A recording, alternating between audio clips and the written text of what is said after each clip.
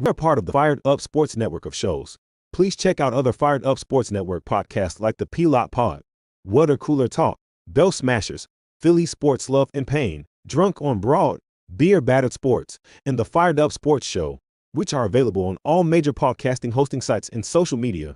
Also, check out Mark Ramos' Roundup on firedupsports.com, which breaks down the happenings going on with all your favorite local teams.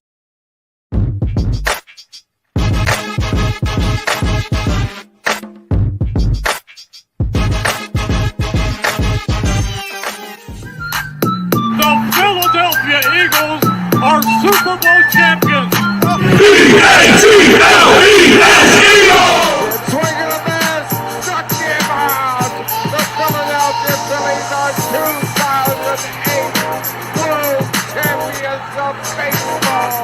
Ladies and gentlemen, the Flyers are going to win the Stanley Cup. The Flyers win the Stanley Cup for the lead. Yes! Iverson, wow, what a fake off Daniels as he broke his ankles and got all the way to the cup.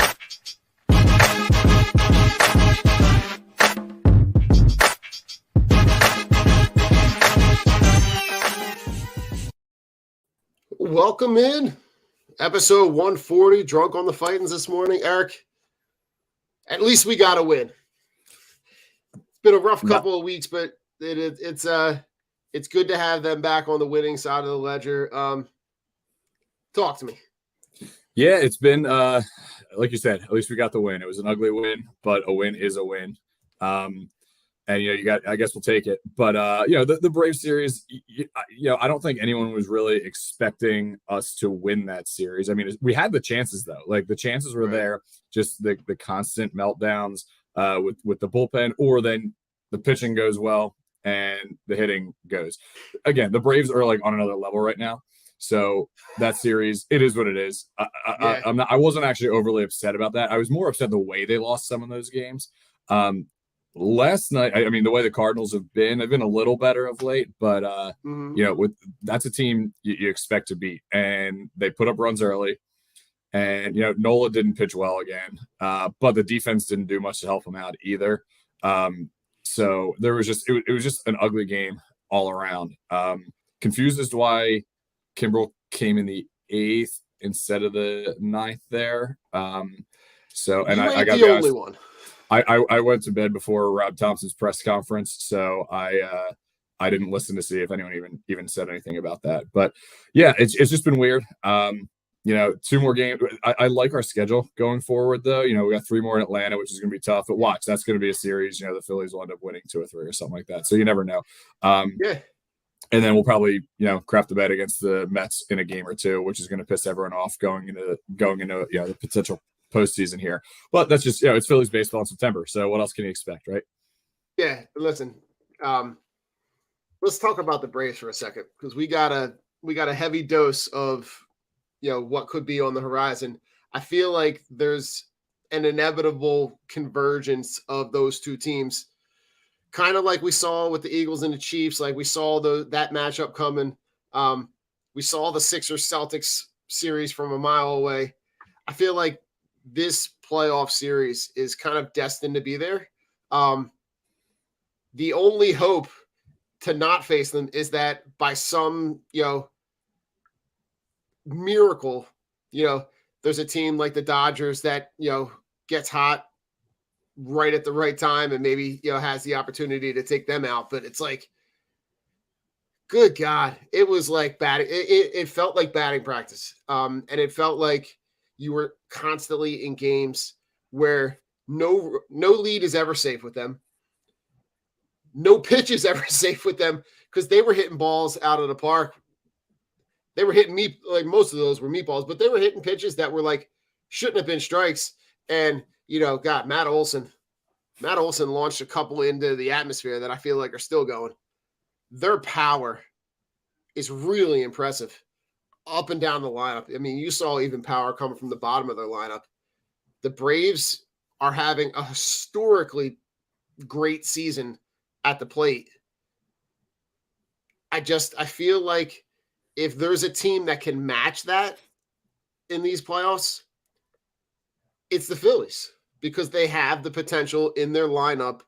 If everybody's hitting on all cylinders, you could be solid, at this rate, 1 through 7, right? If you've got, some combination of Rojas and Pache and Marsh at the end of the lineup, you got some guys that can get on base, but you got a lot of power and a lot of run driving in ability at the beginning of the lineup. If there's a team that can go toe to toe with them at the plate, it's the Phillies. The back end of the bullpen, that's a totally different conversation. Yeah, and you're right. I mean, there's no gaps in that Braves lineup. I mean, you're just watching those games. It's like, okay, I don't really like. There's not one person who's going to be an easy out in that lineup. Like you said, they're never put away. The only thing you can hope though is that the rotation picks it back up, and that's what the Phillies need to do to actually stifle that lineup a little bit. And right now it's like we saw the season has been fluctuations. I just feel like with everything with the Phillies, like the beginning of the year, basically up until the middle, up to the All-Star break or so, the offense was pretty much non-existent, right? The pitching carried us up till basically through August, until the lineup started turning it around. Then the lineup was on a torrent hot streak through August. And there's still, the offense still looks pretty good most nights. You don't feel like there's that inevitable, like, oh, okay, we got this part of the lineup coming up. We know we're done. Almost kind of everyone has been somewhat making things happen, right? Top to bottom. So you feel good about that. My biggest concern right now is the pitching, which is a shame to say because, I don't think we are where we are if the pitching didn't do what they did in the beginning of the season. So yeah, you're not wrong. Yeah. Like, I don't know if they're gassed or what it is, but the bullpen looks shaky except for Jeff Hoffman. Which is wild.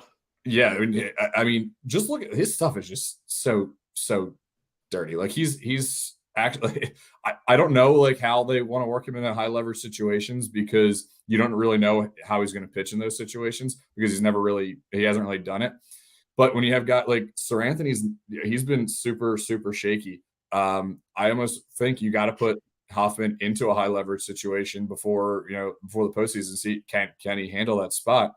But anyway, the rotation outside of Wheeler, and Wheeler even got hit by the Braves the other day. Hasn't looked great. Ranger had a good start out last time. Hopefully he can compound and capitalize on that today against a pretty bad St. Louis team. Chris Sanchez, like I mean Walker and Nola, I just you can't really rely on them right now. And I feel, it's one of those situations where, Thompson came out on WIP on his Wednesday morning interview this week and basically said that his ideal rotation in a best of 7 series would be Wheeler, Nola, Ranger, and Walker. I'm like, I don't really have any other options, but I mean, you give Sanchez a look. I mean, he's actually been, he's been consistent. I don't know how he does in a playoff scenario, but I mean, he's been consistently good all season. You know what I mean? Whereas Walker looks shaky now, Nola looks shaky now. You can't really rely on these guys in a dire situation. I hope that it's something that will kind of work itself out and they eventually just get there. But that's the part that scares me right now is our rotation going against good offensive teams. So I'm gonna try to combine what you were saying with what Chip is saying in the comments. So right, Wheeler, the consistency he has to be game one. Yep. If it's me, like Chip's in here talking about Ranger getting back into that stride, I would almost want to go right left, right instead of going right and go Wheeler Nola, maybe go Wheeler Ranger Nola, just to mix it up just a little bit, but. Christopher Sanchez, to me, has to be the guy that's like the guy in waiting for Nola. Yes. Like, he's got, like, on the days that Nola is pitching, Ranger has to be the guy that is, like, on call. Like, the second that things get dirty, you take him out, you bring Christopher Sanchez in. Because in a playoff game, you can't afford those implosions, especially in those high leverage situations. And some of those high leverage situations in the playoffs are going to be earlier on in the games. You could have if you blow up the third inning, and you let the Braves mess around and put 6 up on the board, they've got the firepower to then, hold that 6-run lead. This lineup, right? And Chip's also in here talking about the lineup, right? The lineup is good. I love the lineup. The rotation is not, I feel like it's not nearly as consistent as it was this time last year, even though the play on the field, we were still kind of like iffy. I feel like this was right around the time last year, that they had, when they had that series in Washington, that they looked like the wheels fell off, and it looked like the playoffs were like a far, far distant memory of being able to try to get back there. I love this idea, though, of being able to get somebody in waiting. There has to be somebody there, because I look at Nola has not been anything close to what he was in the playoffs last year. Yeah, and it's funny that you mentioned about this timing and everything last year. I mean, last year this time, we're not even sure we make the playoffs, right? I mean, we're not in a wild card spot yet. I mean, we're not far from it, but we're not definitely in. Right now, the way we're heading into the end of the season this year, we're at a much better advantage, right? Having that top wild card spot.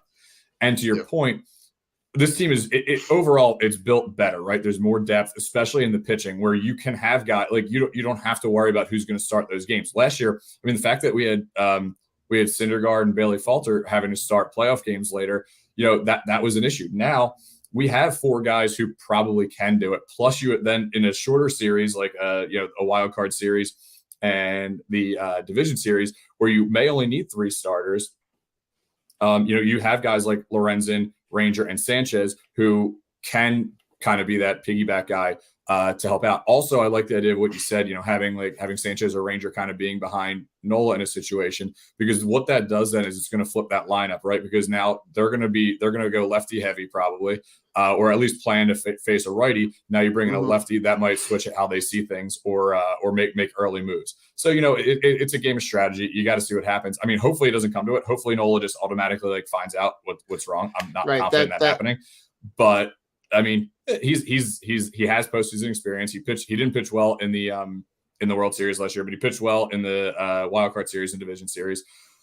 Other thing that kind of helps us here is that the way the playoffs are kind of structured is it kind of built to give guys rest, right? So like it helps and hurts, because you're gonna you don't play more than really 2 or 3 games in a row, so you're gonna have guys like if you can use your high high leverage relievers, 2 games in a row, travel day, give them a day off, ready to go again that next day. So that's good for us that we can do that.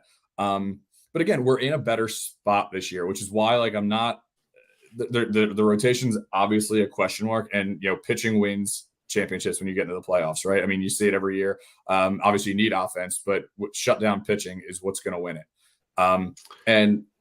Right now it's inconsistent. So it's a little nerve-wracking going into it, but we're in a good spot. People are sitting here worried about if we're going to make the playoffs or not. Something horrible has to happen for us to fall all the way out of those spots. So I think we get in. I don't know if we play crappy down the stretch, we might not hold on to that one spot though, which is what we want, because we saw last year what Citizens Bank Park is like during the playoffs, and you definitely want that atmosphere for opposing teams. Yeah, listen, having that atmosphere in the playoffs early on, right? Because remember last year, they don't play a home playoff game until the Brave series, right? So they had, and when I say the Brave series, they didn't play until game 3 of that Brave series, right? So there was an extended wait until that home team, until they play a game at home.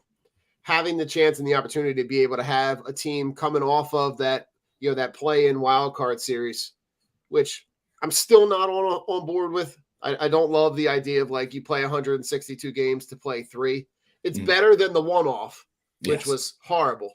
Yeah. But having the chance to have whatever team is going right now, you'd be looking at the Cubs and the Diamondbacks, right? So to have that home field advantage for a team that's going to come off playing, 2 or 3 straight games is going to be huge in terms of how that plays out and how that team projects forward into that, the opening of that playoffs. But I love where they are, right? So right now, right, they're sitting, basically, 2.5 north of the Cubs. Right. And, they're 3 games up on the Diamondbacks. So for them to fall out, to me, it just that you would really have to have some kind of epic collapse in order for that to kind of translate to, them being out of the playoffs. I don't think the lineup is there to be able to get. I don't think the lineup could let that happen. Let's just say that. Right. I mean, I'm sorry. No. Go ahead. You're good. I was just gonna say, if we play like 500 baseball down the stretch, we're probably in, right? I mean, all those other teams have to win so many games or have a certain record for us to fall out, or for us to even fall to that third spot. So, but you don't want to play 500 baseball, right? Look at what the team did last year. Mm-hmm. They made the World Series not by being the best team in the NL, but by being the hottest team at the right time. Right. And that's kind of what I'm hoping for now. The way they came out of August, I'm like, this team they're peaking right now, right? Everything was kind of clicking. September's been a little rougher, specifically for the pitching. So you kind of maybe hope this is like that down period, and they might struggle for a week or two and then pick it back up at the right time. Like, I'd rather struggle right now than next week or the following week, or obviously the following week, because that's pretty much the playoffs. But right. If we're gonna struggle, now's the time to do it. Get it out of your system, get it fixed, because you don't want to have that happen that last series. You don't want to go into the playoffs a bad series against the Mets on the road there. No, not at all. Right. And Chip, you're firing away at the comments. I'm not sure where you are, but you definitely got the comments in check.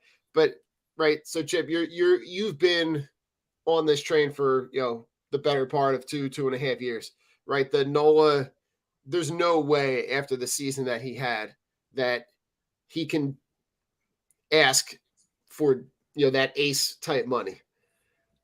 But he's going to get paid. But let's make no bones about it. If it's not the Phillies, there is going to be some team out there that is going to write a giant check for him, regardless of what they think he is. They're going to bank on what they thought he was and what he can be moving forward. And on some team, right, he could go to another team and be a 3 or a 4 and be a really good 3 or 4. I'm with you in terms of, like, I think it's time to maybe look at what are some other options outside of the organization. I don't know what kind of production you're going to get, though. I don't know what that guy is going to be compared to what Nola might give you. But I do think, for me, I've seen everything I need to see in terms of being able to say, I'm good looking elsewhere. It's definitely a tough spot, because the starting pitching market is so thin. Urias was supposed to be out there. Probably not happening now. Right.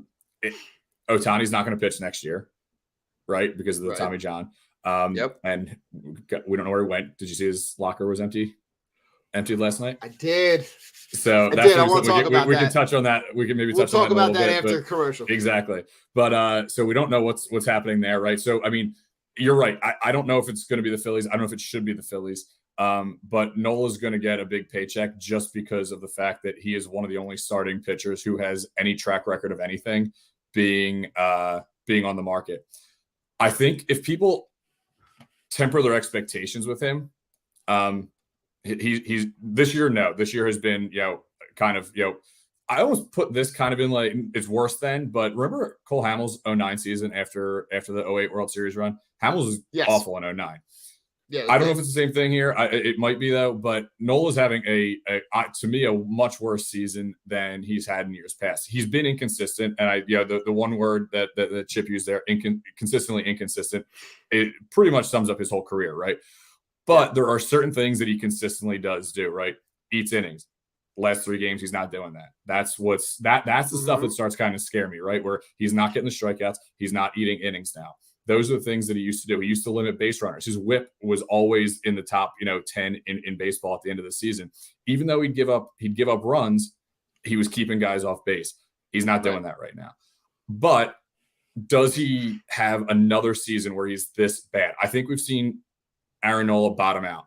Now, the way the starting pitching market's going to be, I don't pay him any more than 150, right?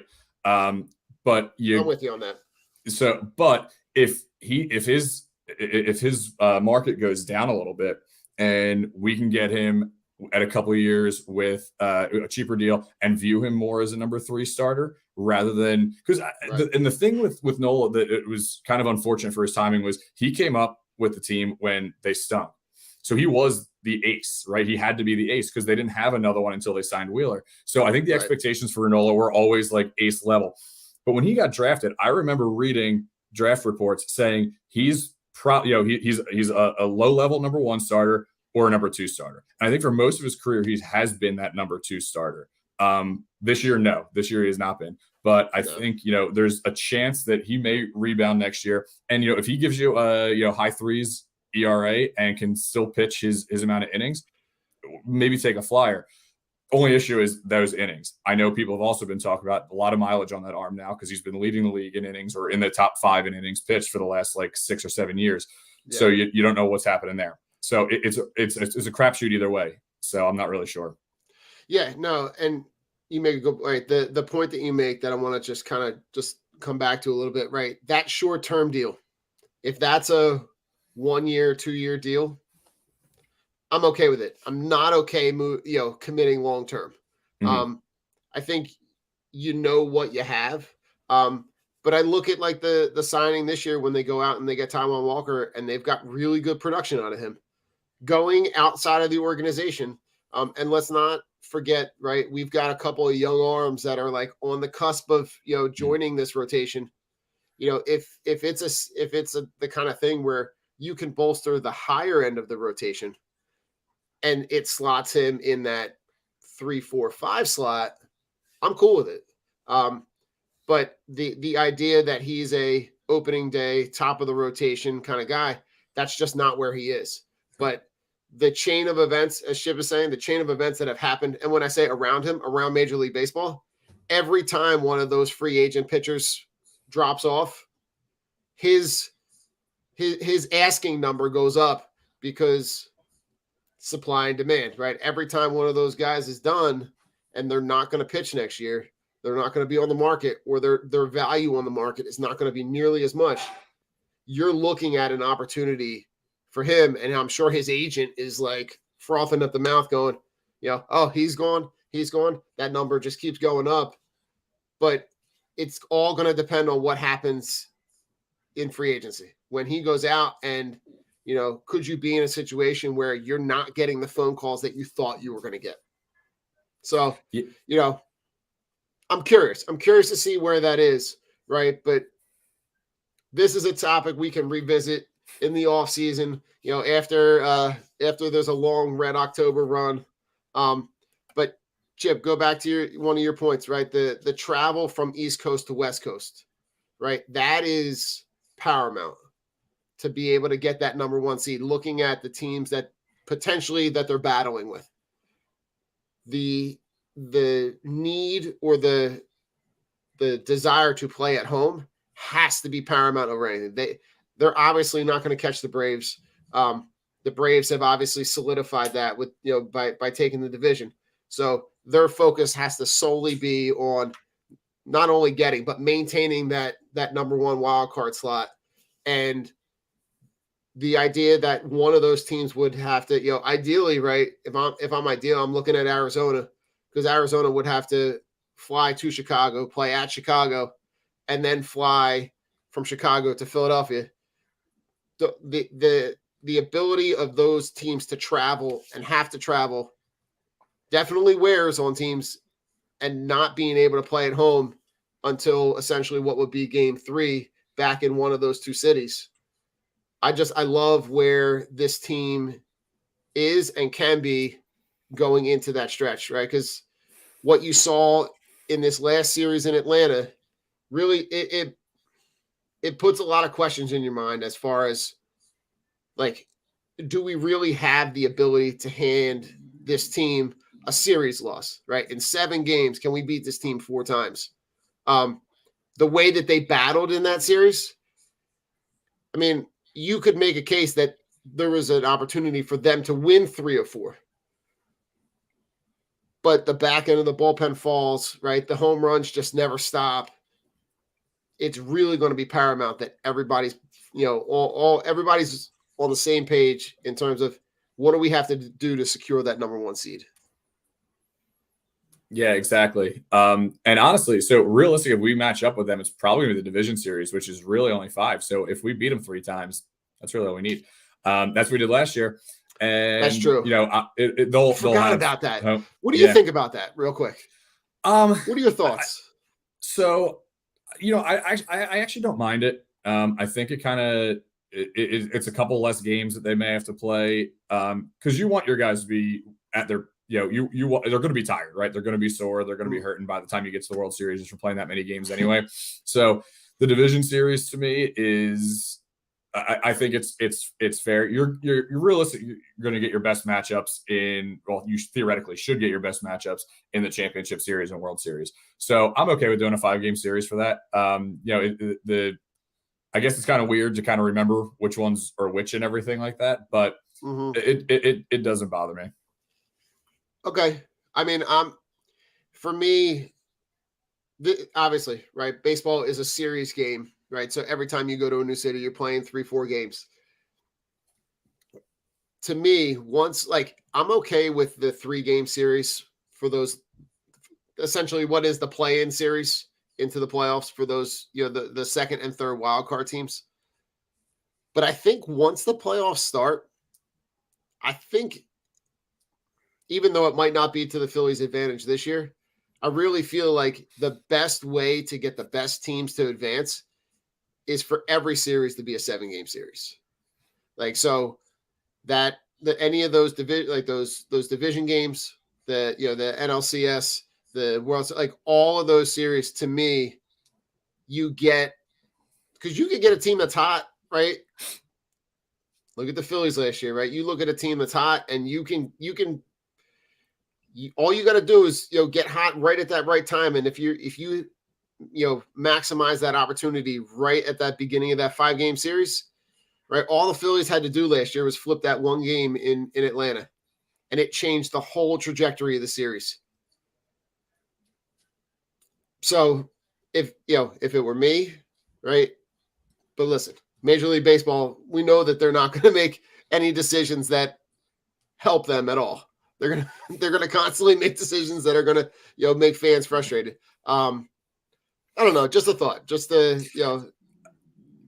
Yeah, I wouldn't have any issue if they went to a 7-game division series. I would have no problem with it. Just more baseball, so I'd be okay either way. I'm just saying I don't have a problem with I'm not gonna blame a loss or anything like that on the fact that it's only a 5-game series because theoretically it's an advantage, right? Especially for the Phillies when the back end of your rotation is struggling a little bit, throwing out less pitchers for us helps. And I really think around baseball that's kind of the case. I mean, there's so many rotations that. I just think we talked about it before with Nola, so I'm not going to beat a dead horse here. But starting pitching is just so thin around Major League Baseball, so I think every team's kind of in a similar boat. But and that'll be one of those topics, I'm sure, because baseball would like those 2 extra games. I'm sure getting more ticket sales, getting more TV deals. But it would be coming to the players' union. Are they going to want to play? I mean, again, realistically, it may not even be 2 more games. It may be though. So it is what it is. I'm okay with the 5 games. I'd be okay with a 7-game. I just love playoff baseball. So whatever it is, I'll watch. Listen, there's nothing like playoff games, right? And I feel like any sport, right? But especially in baseball, it's every pitch, every scenario, every base hit, error, hope, everything is just magnified like 10-fold. It is. And you see games that can either, get away from teams real early, and then it kind of sets the tone for the whole series. And then you see games like last year Like I remember standing in my kitchen watching that game in St. Louis where they looked like lethargic all through that game, and then all of a sudden the ninth inning hits, and it's just like hit after hit after hit after hit, and it was like, and then from there on, there was no doubt. Up until that point, it looked like, all right, well, it'll be nice if they win a game, but that whole tone of that series flipped on one at bat, and it's the kind of thing that you just love. I just love the idea of the playoffs and this team in this stadium in the playoffs. Like that was just electric last year. It was an incredible environment. And I really would love to get the Braves back. Yeah, it would be able to play them again and beat them again. That would be great. Speaking of that Cardinals game, after the Braves series, a little down in the dumps about what was going on. So I went back and actually watched that Cardinals game you were referring to, just to boost the spirits a little bit. And and like you said, any little thing that happens makes such a big difference, right? And the one that obviously the Segura hit was kind of the thing that everyone remembers, but Bohm wearing that inside pitch with the bases loaded, and then getting up, clapping, he's like, hey, I just got hit by a baseball, but I'm going to clap because I kept this inning going, right? And I think that was really the catalyst for it. He doesn't get hit there, you don't know what happens. So they just kept getting hit, so the momentum swung their way, and that's exactly what you need in playoff baseball. You just need momentum to go your way, and that's what makes it so much fun to watch. Oh God, it's incredible. But listen, they're going to play, right? They're going to finish up this series in St. Louis, and then Monday, Tuesday, Wednesday they go to Atlanta. Mm-hmm. So they're going to play the next they play the next two, this series and the next series on the road. If you had to get, what would you say is ideal for them in terms of what you're looking for in this series in Atlanta? So hoping we take 2 of 3 at least in St. Louis. I'm not expecting to win more than one game in Atlanta. So I think if we can finish up this road series, split it 3-3, I'd be okay with that. We're not really, we're not probably losing a lot of ground because the Cubs are scuffling right now. They were so hot. Every time we were winning, they were winning. Every time we were losing, they were losing. But now they've lost a couple games. We've gained a couple back on them. I think 3-3, especially when you get to the Braves, especially on the road, it's going to be a tough series. But like I said in the beginning of the show, that's one of those series where I could actually see this team, go on and win 2 or 3 in Atlanta and then lose 2 or 3 at home to the Mets or something stupid like that, because that's just what the Phillies do in September. But I'd be okay with splitting the road series, or obviously anything better would be a bonus. But yeah. So here's right before we go to a commercial, what I thought when I'm listening to you, my thought on this is not necessarily win or loss. I just want them to put doubt in the Braves. I want them to put themselves in opportunities to have the Braves question whether or not they can really take this series. Because I feel like the Braves came in and did that in Philadelphia. They came in and left no doubt that they were a more dominant team.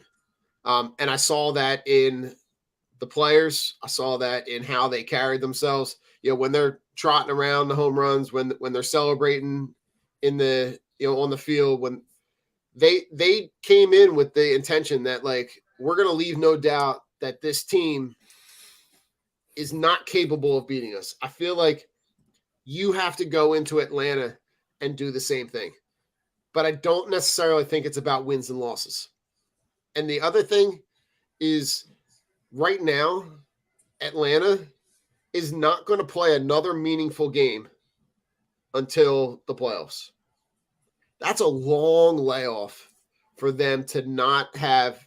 Not that I think that they're just right. They're not just going to start packing it in, but there's a lot of that baseball karma comes back at you when you're not in it to win it every day versus a team that is really fighting hard to not just make it in the playoffs but solidify their ground. Because I feel like the Phillies, right, they're going to play meaningful games probably through the end of September. Maybe not all the way. They're going to have a couple of games, I feel like, at the end where they've already solidified that number one seed. But that Braves team, I feel like they have the dynamic personalities that maybe could potentially get complacent and then try to flip a switch when the playoffs start and not maybe know where that switch is. Yeah, the only meaningful thing they still have to play for is the number one in the division. It's not there yet. They have I just did the math real quick, and it's about a 6.5 game lead over the Dodgers in that regard. So likely they're going to clinch that probably by next weekend, I would think. So yeah, you're right. That last week of the season, last week and a half of the season, those guys the intensity level is going to drop, right? So that does help a little bit. And I think that, we saw it with the postseason last year. And, I'm never going to say don't try to win a division because you get that, because you do, the bye is nice. But there is something about baseball where a long layoff isn't always a good thing, right? Especially if you're coming in the playoffs hot. The Braves, if they're coming in the playoffs hot, now they have to sit out those 5 days or whatever it is for the wild card series.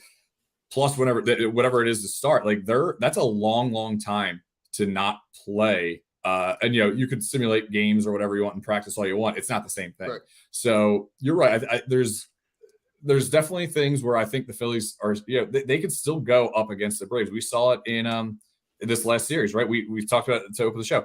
They had a chance to win probably 3 of those games. The only one they really didn't was the last game of the series. So I think doing that alone, if the bullpen just keeps them in it, the Phillies were beating up on their back end of the bullpen. I think that's something that probably scared them a little bit, except freaking Brad Hand. He's the only guy we couldn't touch, which was a little bit disappointing.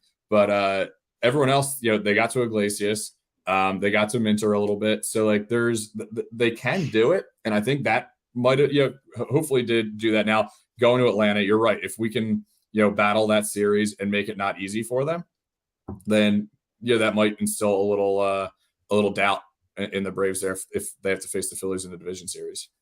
I love it. Well, listen, on the back end of the commercial, we're going to talk a little Bryce Harper, little Shohei Ohtani, little Mike Trout, and a little robo-ump conversation.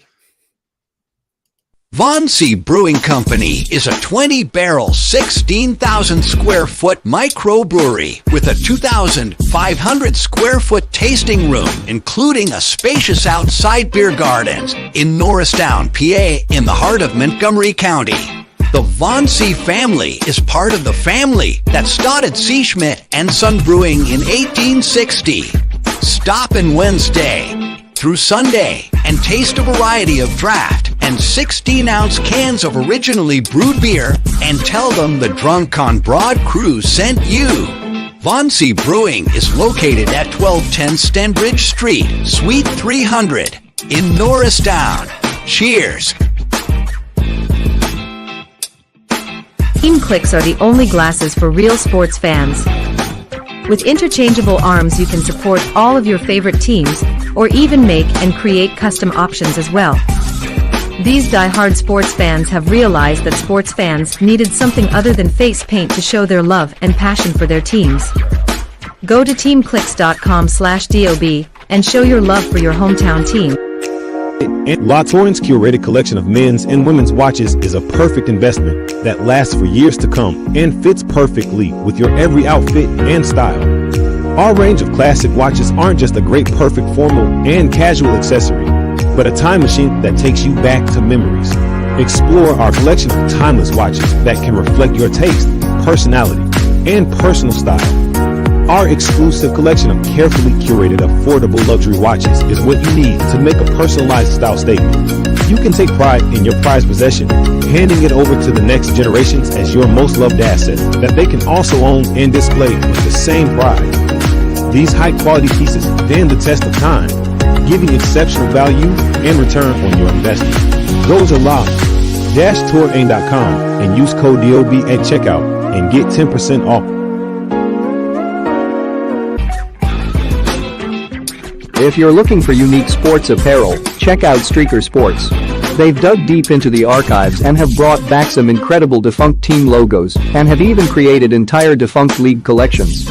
They also have collections paying homage to sports culture, including the Miracle on Ice, Slap Shot, Caddyshack, the Mighty Ducks, and even have a license with wiffle ball and USA Hockey. Only for Drunk on Broad listeners, use code BROAD at checkout to get 10% off anything at streakersports.com. Again, that's 10% off anything at streakersports.com with discount code BROAD.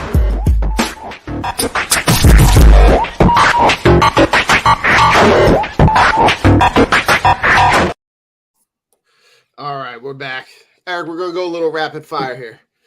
Talk to me about Bryce Harper, because Bryce Harper does anything and everything to be that guy that always comes in those clutch moments, right? And there's a meme going around, our friends over at the Drunk Phils fans, right? They've got the picture of the car pedals, right? And Bryce Harper's face is always on the clutch. Really just comes up in those really monumental moments. And I saw you had put something on Twitter or X or whatever it's called. You got these opportunities for these monumental home run moments are being squandered and wasted by the bullpen. He embodies everything that this fan base wanted in a player, and really glad to be able to have him and have him for the next decade. But talk to me about Bryce Harper. I mean, yeah, clutch is the word that describes him, right? I mean, the Bryce Harper arc in Philadelphia has kind of been funny to look at, because I know when he was on the cover of Sports Illustrated, I'm like, oh, I hate this kid. Like, who does he think he is and everything? He's on the Nationals. He was kind of he was a punk when he first got in the league, right? He remember Hamels hit him with the pitch and everything. Papelbon tried to choke him out or whatever. But I'm on Team Bryce. Now looking back, I'm like, wait, I actually hated Papelbon more than I hated Bryce, but at the time I was like, whatever. But it's true. Yeah. So Harper, though, and it's funny. I actually remember saying we went to a Phillies. My wife and I went to a Phillies game, and I was taking it was Harper's last season with the Nationals, and I took a picture of him, and I'm like, he's gonna be a Philly next year. And so at that point, it was funny. Even the stadium wasn't booing him anymore. It went out to the plate. It was you could tell Philadelphia was trying to already lure him in. And it's really been franchise altering. It's to the I know everyone's kind of comparing it to when the Phillies signed Jim Thome. But look what he's done. He's brought other guys in. He started the whole re-sign JT campaign, which he's still a good catcher. He's struggled a little bit. He's still a good catcher. So what he offers to this team is more than just what he does in the field, but what he does on the field is incredible. I mean, ever since the first big moment was really that walk-off grand slam against the Cubs, right back in 2019. That was the first big moment where we saw Bryce. But there's been so many other ones, and then the most recent was Bedlam at the Bank prior to all the ones that started happening this season. But yeah, I mean, every time he's up in a spot, I'm just like, is he going to do it? And the answer is almost pretty much yes. He just does it, and it's been so fun to watch. That the 300 home run, right? That good God, that place could not have been more electric, and then. Right, that lead gets squandered, but he's always there.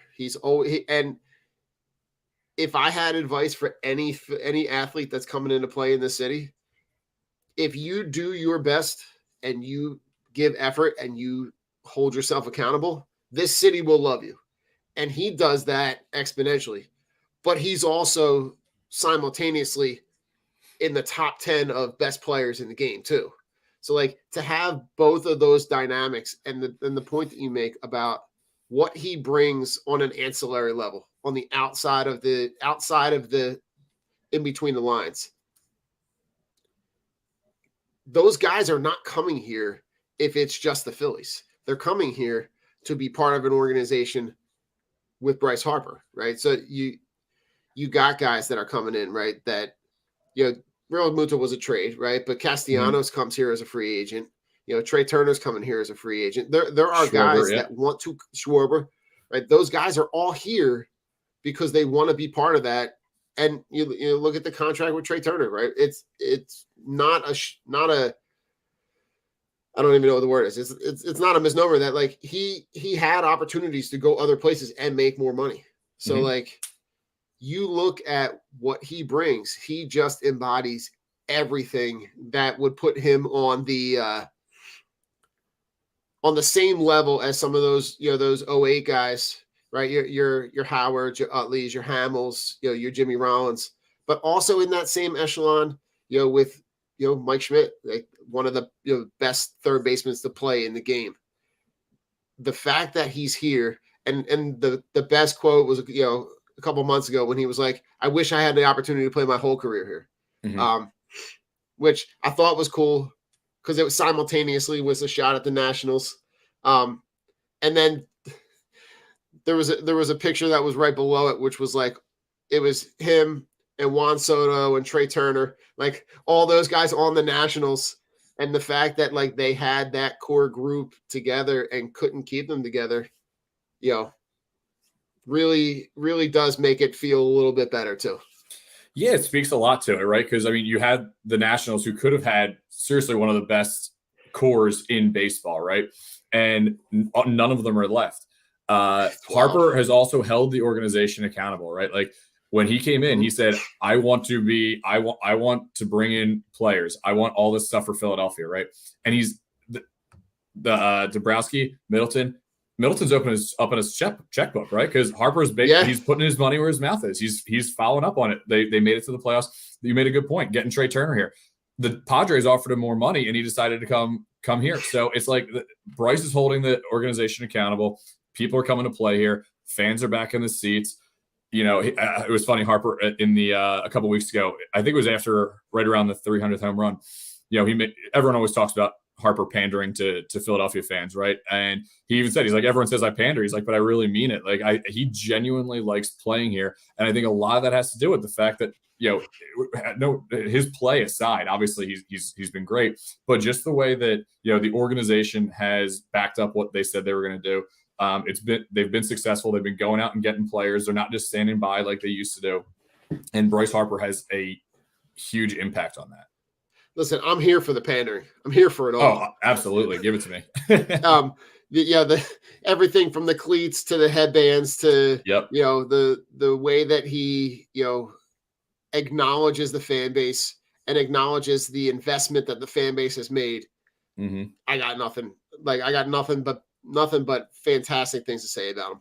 And to speak about, right, so let's talk about that pocketbook, maybe open that wallet, would open up just a little bit. You're talking about two Angels that within the last couple weeks, there's been some kind of groundswell that they could potentially move on from, both Mike Trout and Shohei Ohtani, whether they want to or not. Yeah, I mean, going from talking about the Phillies being like a wanting to win organization and being like a good organization, going out there to being just like a crap run organization. Like, how do you have those two guys do absolutely nothing and don't try to make anything better?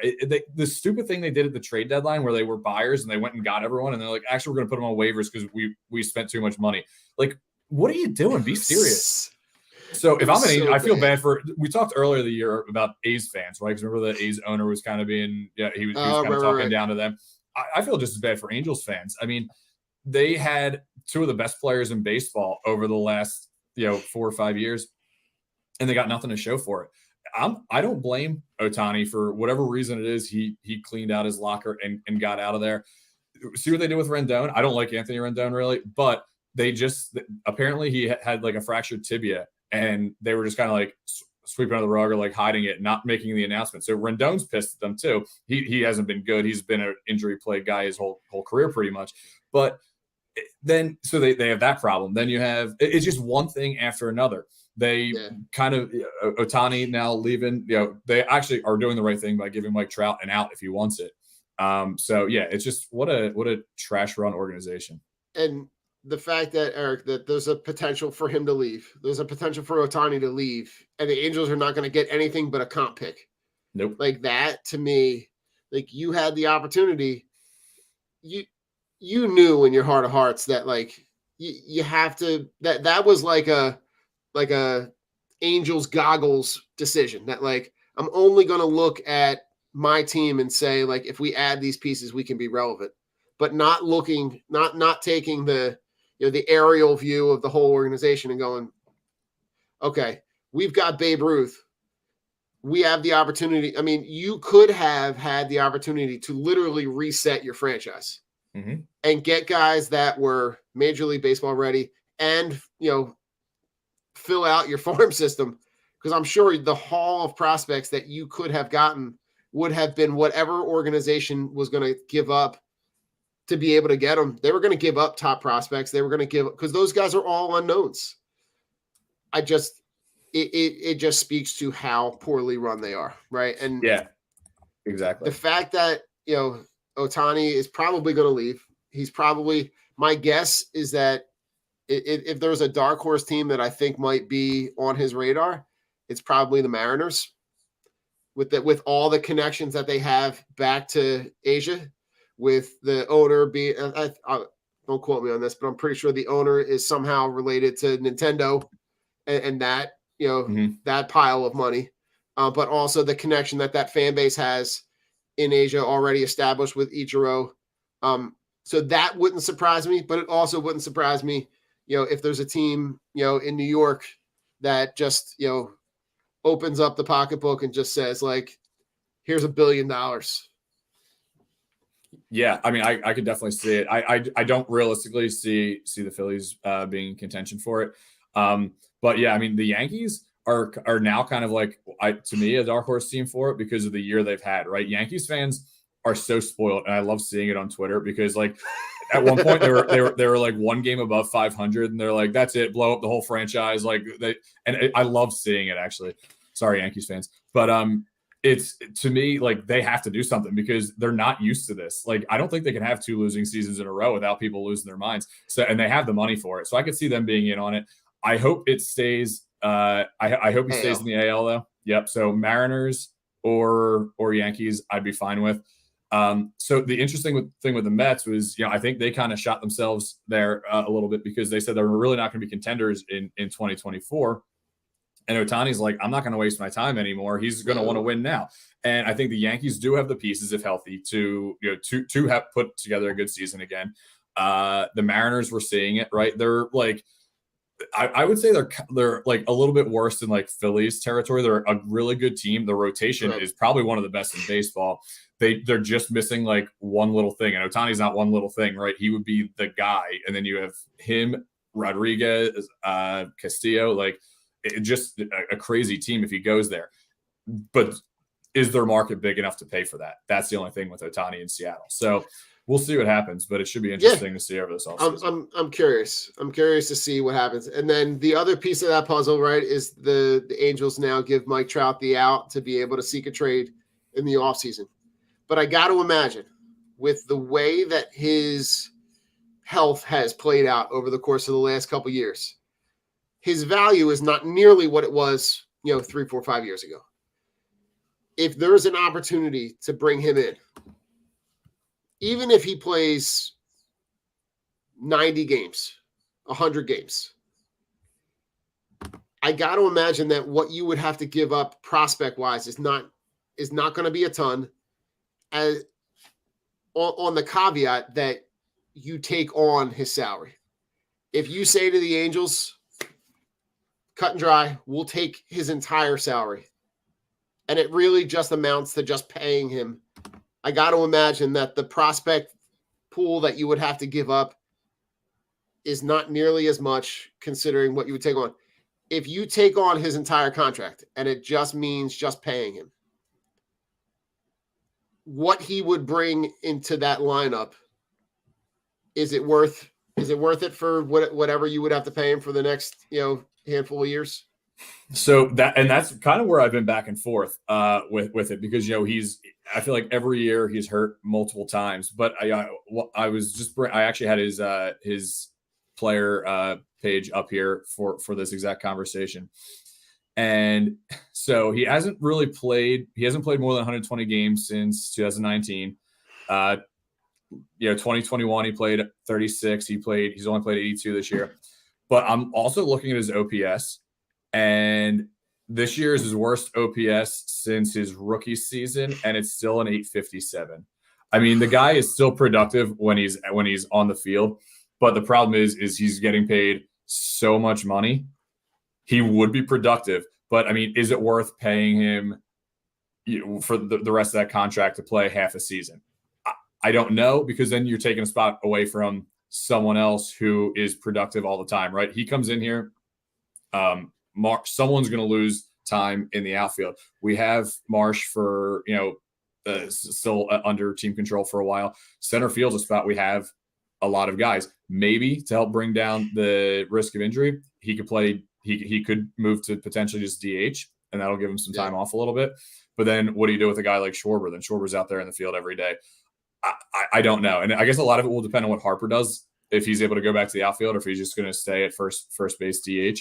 But I just think at that point, obviously when he's productive, he's still a pretty good player. But I just think with the amount of injuries building up with him, by the time you get to, I think every one of these long contracts, we're going to be kind of miserable by them. By the very end of them. But do we want one more of those? I don't know. And it's tough because Mike Trout was, for the longest time, the best player in baseball. And then Ohtani probably took that over in the last couple of years. They were both on the same team. And so I don't want to say I don't want him, but at the same time, I don't know if he would be worth the value that we have to give up for him. Here's what I'll say. At the end of those, if at the end of, those 10-year long-term contracts, if we're sleeping in the bed with a couple of World Series trophies, totally worth it. I'll go down to the ballpark and watch old Trey Turner, old Bryce Harper, old Mike Trout. I'll watch them all because I'll probably be, if it plays out the way I think it might play out, we'd be sleeping or going to bed with the multiple World Series T-shirts. Yep, I'm good with it. Yeah, right, before we go into final thoughts, we got to talk about the umpire stuff real quick. Because the situation last night with Bryce Harper and that at bat, and the tweet that you put out was like completely on par. So I'm gonna let you take the stage on this one because this was horrible last night. So I just want to preface it. I'm not really in favor of robo-umps yet, but it's getting to the point where all I want is accountability with umpires. Every other job in the world, you have to answer to someone. Who in God's name do umpires answer to? They can be the worst umpire. Angel Hernandez, how he has a job. Did you see the other night? He had 82% correct. I'm like, that's okay on like a test, I guess. But I mean, you're umpiring for a major league billion-dollar organization, more than a billion, multi-billion-dollar organization here, and you can get 80% of your calls correct. And then the other thing where you get the freaking head cases here who think that the game is about them. I remember saying last night was the most fired up I've been since Ryan Howard got thrown out by Scott Barry when he was a rookie. And I still hate Scott Barry to that day. I think he's actually a pretty decent up now, but I still hate him. I still hold that grudge because he threw him out in a game in a meaningful situation. Harper comes out now. Sosa actually came in and actually got on base a couple times. But, okay, Harper – probably he threw the bat, he threw the helmet, right, whatever. That's not even when the guy threw him out. Harper then turned around to say something to him, and that's when he throws him out. You can't throw out players at your disposal. It changes the outcome of a game, especially in September when you're in the middle of a playoff run here, and the guy's not going to answer to anyone. I also read a tweet this morning that said after he threw him out, he missed 10 or 11 calls that could have went the Phillies' way. Now, again, balls and strikes, sometimes it matters in a big spot, sometimes it won't have any impact. But if you're a bad ump and you're thinking you're the center of the universe, just get out. Just get out, because I have no time for these umpires and their egos. And Major League Baseball needs to put someone in charge of just basically holding them accountable. I just cannot stand having people who are not accountable for something, and it drives me insane. I'll get off my soapbox now. No, listen, soapbox is completely warranted. And I'm going to share the screen real quick, because if you do not follow the umpire scorecards on Twitter, you are missing out, because what I think this does is gives us a place of accountability. This is where you look at how this affects the game, right? Those missed calls, right? You're talking about 96% accuracy, which is what Pretty you good. want out of the umpire, right? But you cannot take it personally, right? If a kid in my class is yelling and screaming at me, it's probably not about me. It's probably about something that happened before. you can't take it personally. Your job is to call the game. He did not get in your face. He did not scream at you. He did not yell at you. He was frustrated. He was frustrated because a call that you make affects the rest of his at-bat and doesn't give him the opportunity to keep his game, to keep him in a game that's meaningful. And that is not your job. Your job is to make sure that you are playing meaningful baseball. If you're not going to do that and you're going to take things personally, it's not about you. You're umping. You're there basically as the referee. You're there to make sure to make sure that the game flows, that it's called accurately. But it's situations like that I think only project forward to some sort of robotic strike zone. And now, and some of this is technology driven, right? Because 10 years ago, there wasn't the box on the screen all the time that constantly showed you when it's in and out of the strike zone. You have the AI tools now that are, even showing that simulation of where the pitch crossed through the strike zone or didn't right after the pitch happens.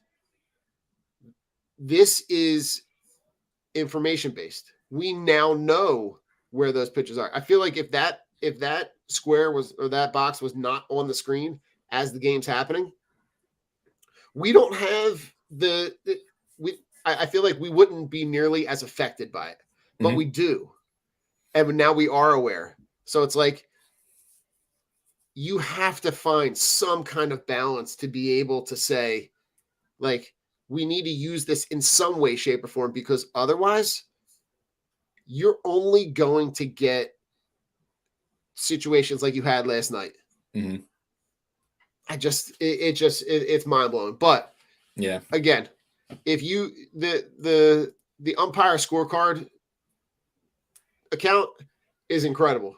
And it really does go through a lot of the different, it not only tells you about the missed calls, but where they were in the game. So it really does give you some context that the call, one of the missed calls is in the bottom of the sixth with 2 outs and a runner on first and a 2-2 count, right? Those are that's Makes a a big huge difference. spot. Yep. Those are big pitches. And the fact, if that pitch that was the pitch that I'm talking about, if that pitch is called a strike, that's the end of the inning. It's done. Yep.